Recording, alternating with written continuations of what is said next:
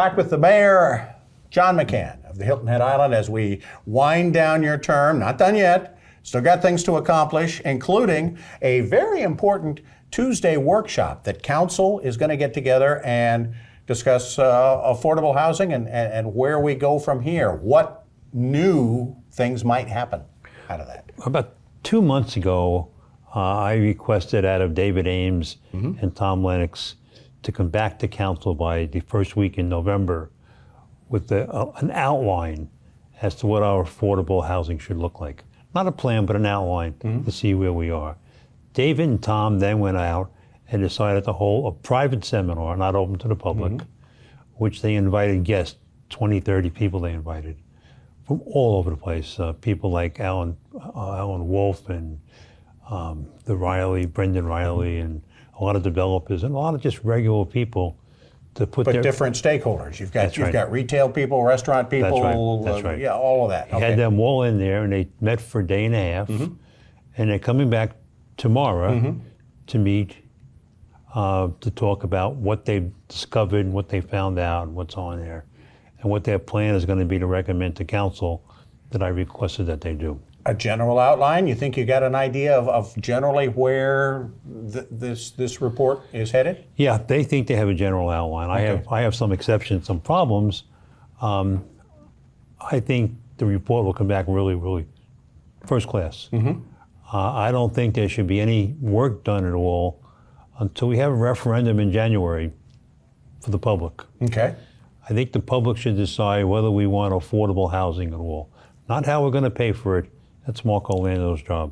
But it just an up or down vote on That's do right. we want to do it again, get into it, and have now is that having the town figure out how to pay for some of part of that, or is it just the whole idea? It's whatever comes out in the formula there. I think there's a couple things with the people talking about it is that not everybody wants affordable housing, and not everybody wants it because it will increase our residentship here, our density by about 5-10%. Sure. I mean, you could be putting another 5,000 to 8,000 more people here. How are the schools and how are the churches and how are the hospitals all going to be able to handle that population? So it's really an issue. It's more than saying, yeah, we want to build affordable housing. What does affordable housing do to the infrastructure of this town? Okay. And that's the big question. There is a discussion going on in the mayor's race to succeed you and around the island, at least I hear it, I'm sure you hear it. Are we coming to that point, to that tipping point where we're going to have to say, yes, we want to do more, as you said, with affordable, or no, let's put a wall up and stop the growth?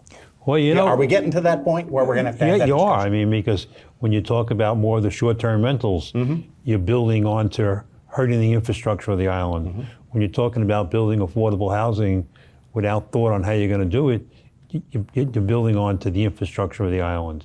Everything you do here is on the infrastructure, and I don't think we've thought about that enough.